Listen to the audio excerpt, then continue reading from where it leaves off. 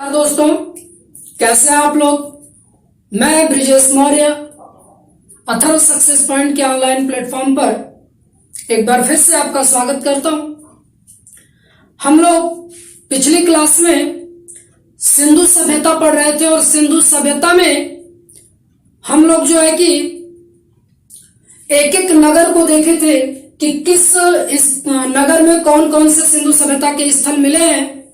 आज हम उसी के क्रम में अगली क्लास लेंगे और एक एक नगर को हम लोग विस्तृत तरीके से पढ़ेंगे। जैसे मैं पहला नगर, चूंकि हड़प्पा पहला नगर खोजा गया था, इसलिए सबसे पहले हम हड़प्पा से शुरुआत करेंगे। ठीक है, तो जैसा कि हम जानते हैं हड़प्पा नगर की खोज किसने की?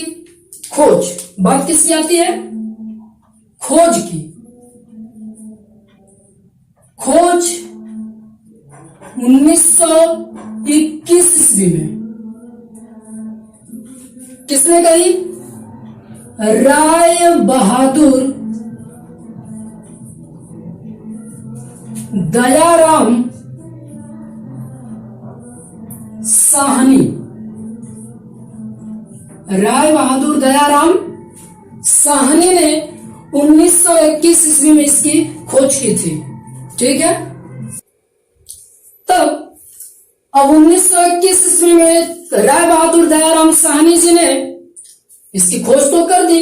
अब यदि हम बात करें कि स्थल कहां से मिला है ये, ठीक है, स्थल क्या है इसका, तो हम जानेंगे कि स्थल है मोंटगोमरी। पाकिस्तान का एक जिला है मोंटगोमरी।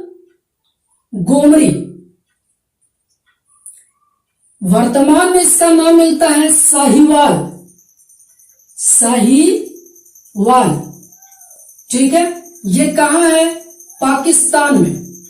पाक शॉर्ट फॉर्म में लिखते हैं।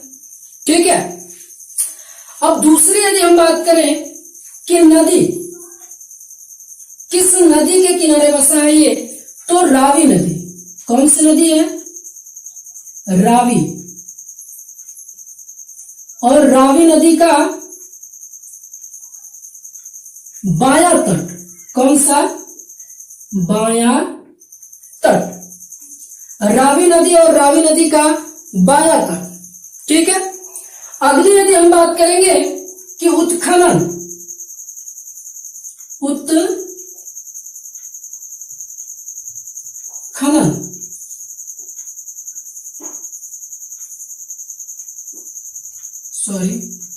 उत्खनन, तो इसका उत्खनन 2 बार किया गया था। इसका उत्खनन कितनी बार किया गया है? 2 बार। एक बार 1926 ईस्वी किसने किया है? माधव स्वरूप वत्स ने। किसने? माधव स्वरूप वत्स ने। और एक बार 1946 ईस्वी मार्टिन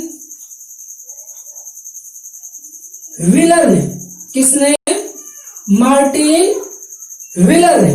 ठीक है, जब इसका उत्खनन किया गया, इसकी खुदाई, उत्खनन का मतलब क्या है? खुदाई। ठीक है, जब इसका उत्खनन हुआ तो देखा गया कि यह नगर जो है 2 भागों में विभाजित था। क्या था? यह नगर 2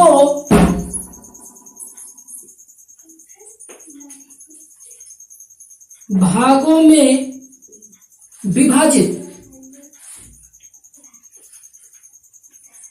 था।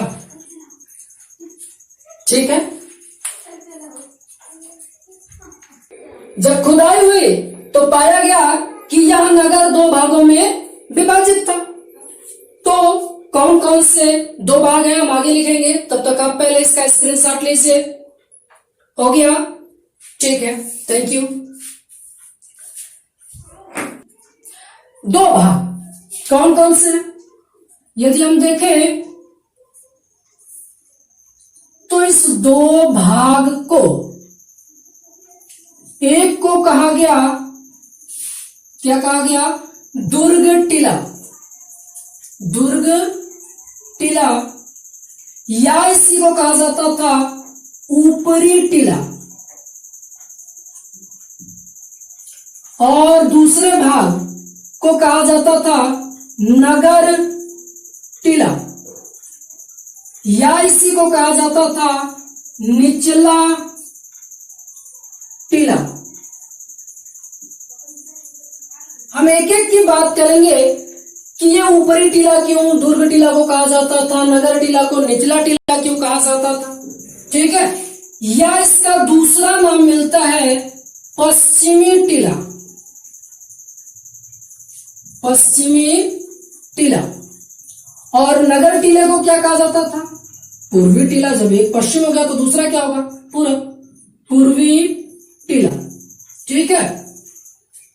हम बाकायदा एक एक टीले का चित्र बना करके देखेंगे, ठीक है।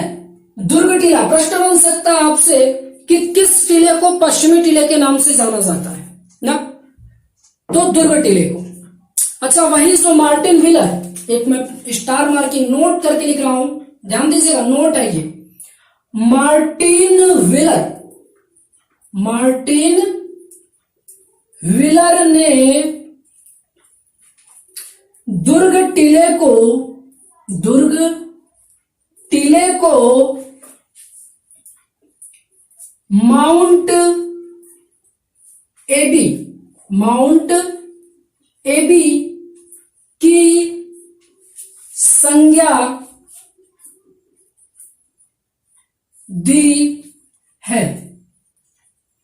कहने का मतलब है कि जो दुर्ग टीला है, मार्टिन व्हीलर ने उसको माउंट एबी से उसकी तुलना की और कहा कि ये माउंट एबी है, ठीक है। तो चित्र बनाने के लिए पर्याप्त जगह नहीं है, आप स्क्रीनशॉट लीजिए। हो गया। अब हम इसको ब्लेंड आउट करते हैं। अब में जो हड़प्पा नगर खुदाई के बाद मिला, ठीक है, माधव स्वरूप वत्स जी ने और मार्टिन व्हीलर जी ने जो इतना परिश्रम किया खुदाई करने के बाद ये दिखता कैसा था, मैं कुछ चित्र बनाने की कोशिश कर रहा हूं आपको, ठीक है। और किस आधार पर इसका नाम रखा गया।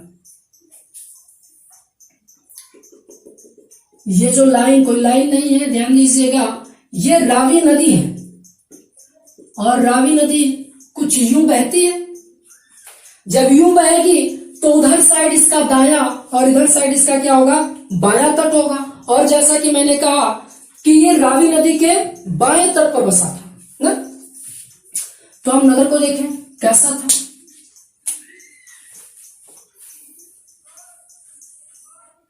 यहां पर, ठीक है,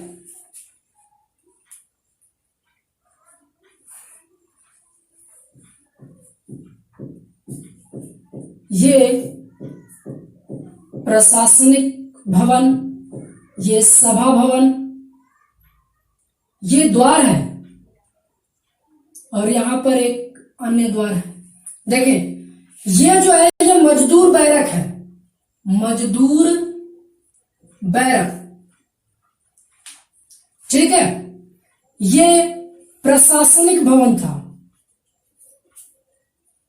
प्रशासनिक भवन, ठीक है।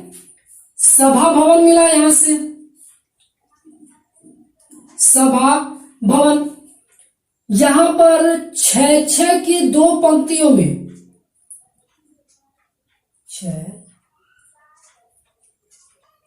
6-6 की 2 पंक्तियों में कुल कितने?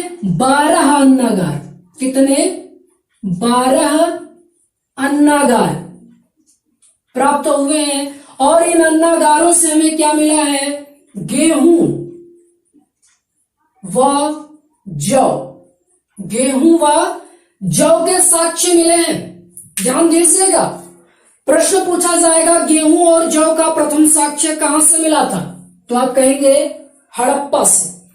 ये है हमारा कुछ दुर्ग टीला, ठीक है। देखिए, इसका मुख्य द्वार जो है वो किधर की तरफ खुल रहा है? पश्चिम की ओर। एक द्वार इसका नदी की ओर खुलता था ना। इसका जो मुख्य द्वार है वो किधर की ओर खुल रहा है? पश्चिम की ओर। इसीलिए इसको क्या कहा जाता था, पश्चिमी टीला कहा जाता था। दूसरी बात कि ये जो नगर पाया गया है ये सामान्य भूमि से थोड़ा ऊंचाई पर स्थित था, इसी वजह से इसे क्या कहा जाता है, ऊपरी टीला कहा जाता है। अब हम नगर टीले का यदि चित्र बनाए तो नगर टीला इसके सामने कुछ यूं बनकर आता था।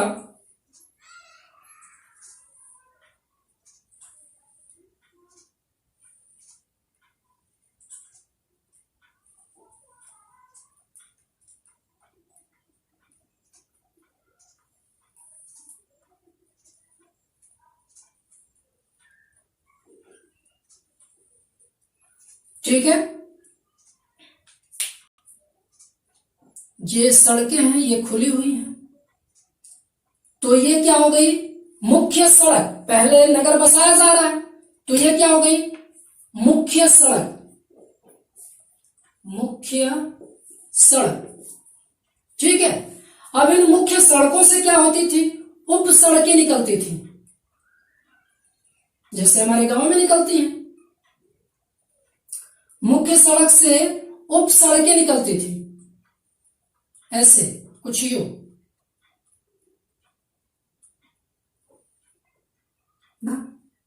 और इन सड़कों के की ओर मकानों के दरवाजे खुलते थे,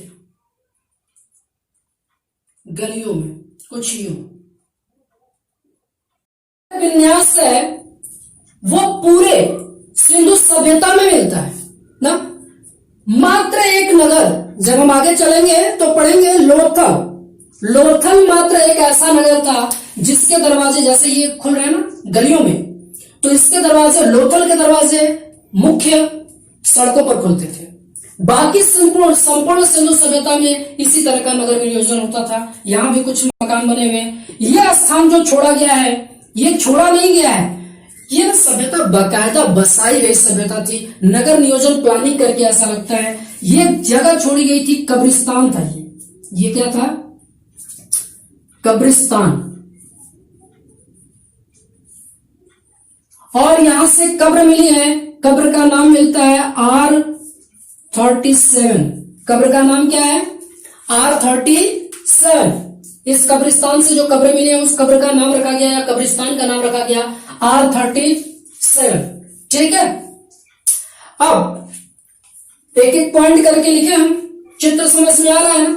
अब देखिए जरा इसका, तो ये सड़कें हो गई, ये मेन सड़क जा रही है गांव से जो बाहर, इस नगर से जो बाहर निकल रही है, उसका जो मुख्य द्वार है किधर की ओर खुल रहा है, पूरब की ओर, इसीलिए इसको क्या कहा जाता था, पूर्वी टीला। एक्चुअल में ये है क्या, नगर टीला। ठीक है, नगर टीला। दुर्ग टीले में प्रशासनिक वर्ग निवास करता था और नगर टीले में कौन सा, सामान्य वर्ग। जब प्रशासनिक वर्ग यहां है तो सामान्य वर्ग यहां होगा। ठीक है, तो दुर्ग टीले में प्रश्न पूछा जा सकता है आपसे कि दुर्ग टीले में कौन सा वर्ग निवास करता था, तो प्रशासनिक वर्ग। नगर टीले में कौन सा वर्ग निवास करता, सामान्य वर्ग, जन सामान्य जनता निवास करती है। ठीक है, अब आगे देखें, गेहूं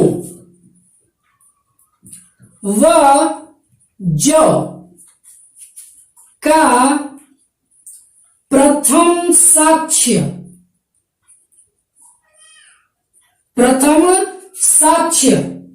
हड़प्पा से मिले हैं, हड़प्पा से मिले हैं। ठीक है, गेहूं और जौ के प्रथम साक्ष्य कहां से मिले हैं, हड़प्पा से।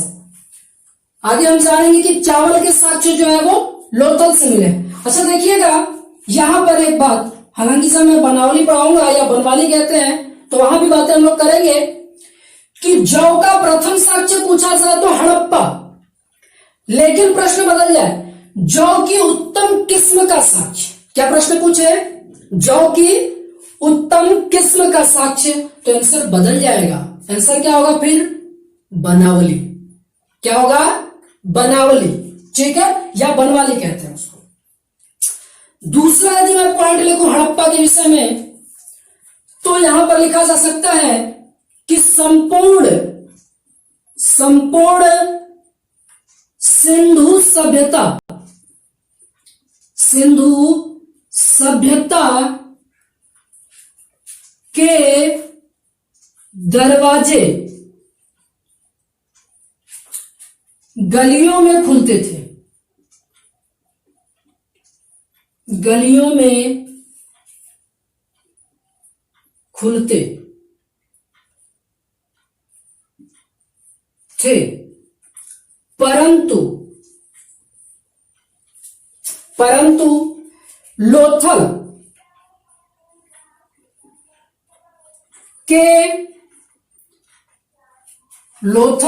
से प्राप्त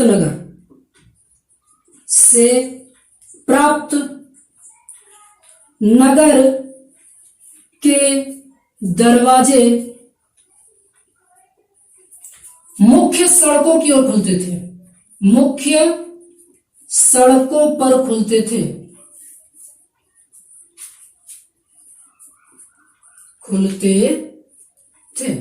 इस बात को याद रखिएगा, बहुत महत्वपूर्ण नोट है ये। संपूर्ण सिंधु सभ्यता के दरवाजे गलियों में खुलते थे। हम हड़प्पा की बात करें, हम राखीगढ़ी की बात करें, बनावली की, किसी भी नगर की, मोहनजोदड़ो की बात करें, तो इनके दरवाजे किधर खुले थे? गलियों में। लेकिन लोथल एक मात्र ऐसा नगर है, देखिए प्रश्न वही बनता है जो बाकी का कंट्राडिक्शन करता हो, विरोधाभास करता हो ना।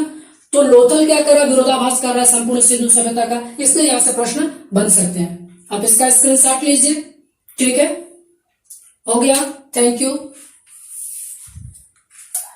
अब हम यदि आगे बात करें कि हड़प्पा से प्राप्त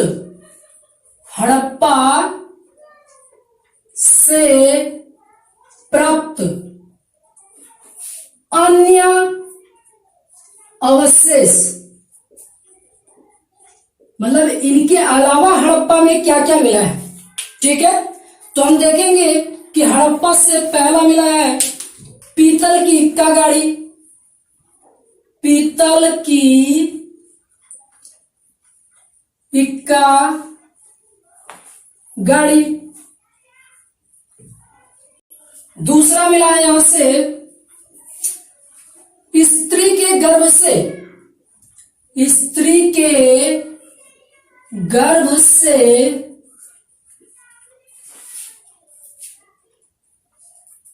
वृक्ष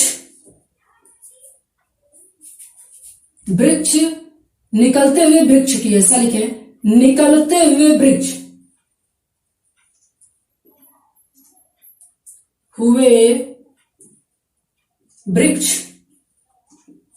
की मूर्ति। और जो ये मूर्ति मिली है इसको संज्ञा दी जाती है प्रकृति देवी की ना। तीसरा यदि हम बात करें तो यहां से मिला है नरक बंध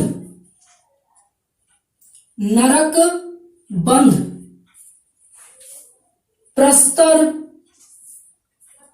मूर्ति। ये नरक बंध प्रस्तर मूर्ति क्या है?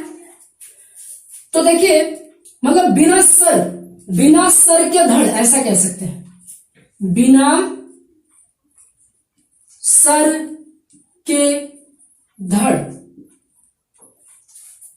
बात समझ में आ रही है? मतलब जो मूर्ति मिली है उसमें धड़ तो है, सिर गायब है, ठीक है। तो हो सकता है कि इससे अनुमान लगाया जाए कि ये तरीका हो उनका सजा देने का किसी की गलती करने पर, ऐसा कुछ, ठीक है। यहां से शंख से निर्मित बैल, क्या? शंख से निर्मित बैल, ठीक है। अगला यदि हम यहां से देखें पांचवा, तो यहां से हमें मिला है सीपी पैमाना,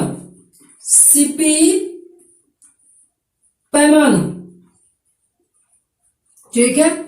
अगला यदि हम देखें तो यहां से सर्वाधिक, मोस्ट इंपॉर्टेंट, इन सब में से मोस्ट इंपॉर्टेंट है ये सर्वाधिक अभिलेख युक्त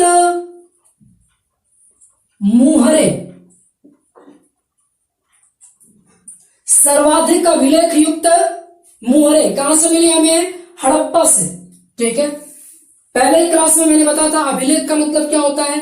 किसी भी कठोर सतह पर उत्कीर्ण लेख, मतलब जो यहां से मुहरे मिले उन पर कुछ न कुछ लिखा गया था, चित्र के साथ साथ में इन पर कुछ लिखा गया था। यही यदि प्रश्न देखिएगा, यहां पर मैं नोट करके लिख रहा हूं, प्रश्न आया कि सर्वाधिक अभिलेख युक्त मुहरे, तो कहां से? हड़प्पा से। लेकिन यही प्रश्न आ जाए सर्वाधिक मुहरे, तो कहां से कहेंगे हम? मोहन जोदड़ो से। कहां से? मोहन जोदड़ो से। अब ये कैसे हो गया? ठीक है, अब इन सर्वाधिक मुहर में से भी कई तरह की मोहरें होती हैं। जैसे हम बात करेंगे तो आयताकार मोहर हो सकती है, वृत्ताकार हो सकती है, वर्गाकार हो सकती है, वर्गाकार हो सकती है, अंडाकार हो सकती है। ये तमाम आकार की मोहरें हो सकती हैं। तो इनमें से सर्वाधिक कौन सी मिली है? वर्गाकार मोहर। इन आकारों में से भी सर्वाधिक कौन सी मिली है? वर्गाकार। बंद करो।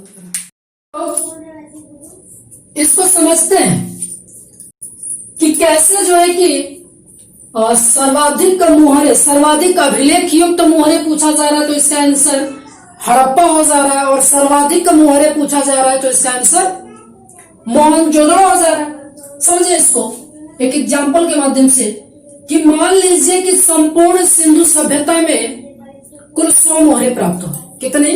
100 मोहरे संपूर्ण सिंधु सभ्यता में प्राप्त हुई हैं। ठीक है, तो इसमें से कुछ मोहरे अभिलेख युक्त थी, अभिलेख युक्त। ठीक है, और कुछ जो है वो चित्र वाली थी, चित्र युक्त।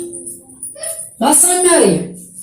तो अब हम यदि इनमें से मान लें कि 40 अभिलेख युक्त थी और 60 चित्र युक्त थी। अभिलेख मतलब मैंने समझाया कुछ न कुछ उस पर लेख लिखा गया हो।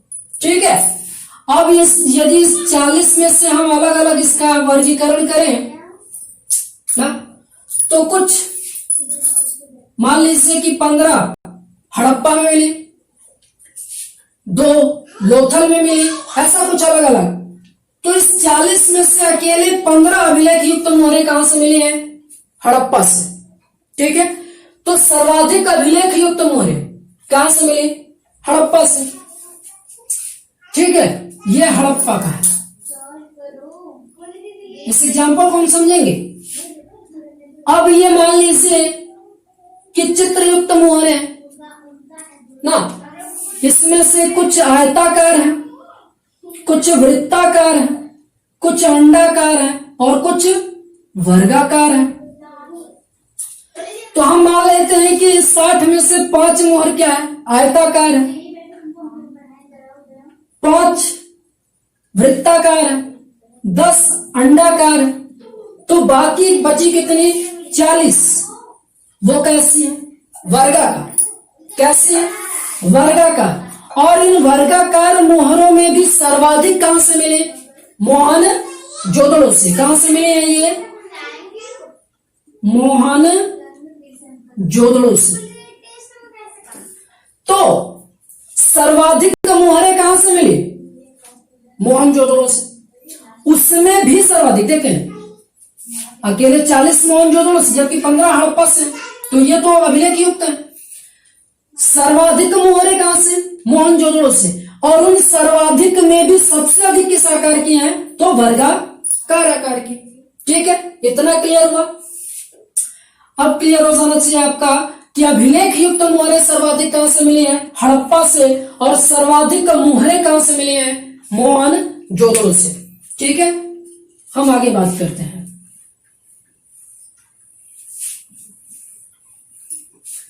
किन मोहरों पर अंकन किसका मिलता है? मोहर पर अंकन किसका किसका अंकन मिलता है? तो मोहरों पर एक श्रृंगी बैल, हाथी, गैंडा और कुबड़दार सांड किसका किसका अंकन मिलता है? एक श्रृंगी बैल, हाथी, गैंडा और कुबड़दार सांड का अंकन मिलता है। अब मोहर का निर्माण किससे हुआ था? इन मोहरों का निर्माण किससे हुआ था? तो मोहरों का निर्माण सेल खड़ी या इसी को हम क्या कहते हैं? स्टेटाइट। सेल खड़ी या स्टेटाइट से इनका निर्माण हुआ था। ठीक है, तो इस प्रकार से हमारा मोहनजोदड़ो कंप्लीट होता है। यह प्रश्न बनता है, सॉरी हड़प्पा कंप्लीट होता है। यह प्रश्न बनता है कि सिंधु सभ्यता से प्राप्त मोहरें किससे बनी निर्मित थी? तो सेल खड़ी या स्टेटाइट से। इन पर जो जानवरों के चित्र मिले, इनमें से किस एक जानवर का चित्र सिंधु सभ्यता से प्राप्त मोहरों पर नहीं था? तो इसमें से ये 4 ऑप्शन आएंगे, इनमें से कोई 3 एक दे देगा और कोई एक अलग कर देगा। ठीक है, तो इस तरीके से हमारा क्या हुआ? हड़प्पा खत्म हो गया। ठीक, इसका स्क्रीनशॉट लीजिए। अब अगला हम पढ़ेंगे मोहन जोदड़ो। इसे हम सिंध का नखलिस्तान कहते हैं। क्या कहते हैं? सिंध का नखलिस्तान। पहले तो सीधे सीधे यही प्रश्न आपसे बन सकता है कि सिंध का नखलिस्तान किसे कहा जाता है? ऑप्शन में चार्ट दे देगा जिसमें एक मोहनजोदड़ो भी रहेगा और आपको बस मोहनजोदड़ो देखना है और टिक कर देना है। ठीक है, यदि हम इसका शाब्दिक अर्थ देखें, शाब्दिक अर्थ, मोहनजोदड़ो का शाब्दिक अर्थ क्या होता है? मृतकों का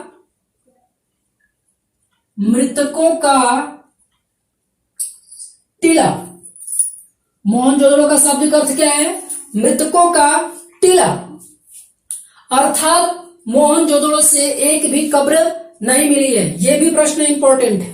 ठीक है, कि सिंधु सभ्यता के किस स्थल से एक भी कब्र के साक्ष्य नहीं मिले हैं ना?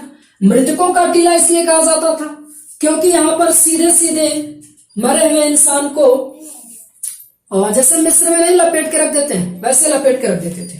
ठीक है, अगली यदि हम बात करें मोहनजोदड़ो के बारे में, तो यहां से 8 बार उजड़कर 9 बार बसने वाले शहर के साक्ष्य मिले हैं। यहां से 8 बार उजड़कर 9 बार बसने वाले शहरों के साक्ष्य मिले हैं। दूसरी बात कि मोहनजोदड़ो की जो सबसे बड़ी इमारत थी, मोहनजोदड़ो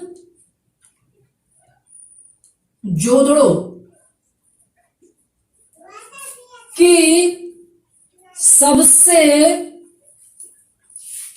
बड़ी इमारत क्या थी? संभवतः आप लोग जानते होंगे इसको। मोहनजोदड़ो से प्राप्त सबसे बड़ी इमारत क्या थी? अन्नागार। क्या थी? अन्नागार। ठीक है। यही यदि प्रश्न थोड़ा सा चेंज हो और कह दे कि मोहन जोदड़ों से प्राप्त सबसे बड़ी सार्वजनिक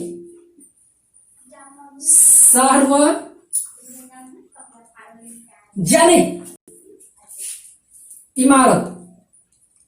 अब बताएं, देखिए क्वेश्चन के अंतर को समझिएगा। मोहन जोदड़ों की सबसे बड़ी इमारत तो क्या है? अन्नागार। लेकिन यही प्रश्न ऐसा है कि मोहन जोदड़ों से प्राप्त सबसे बड़ी सार्वजनिक इमारत तो क्या है? स्नानागार। मोहन जोदड़ों का जो स्नानागार था कुछ यूं था।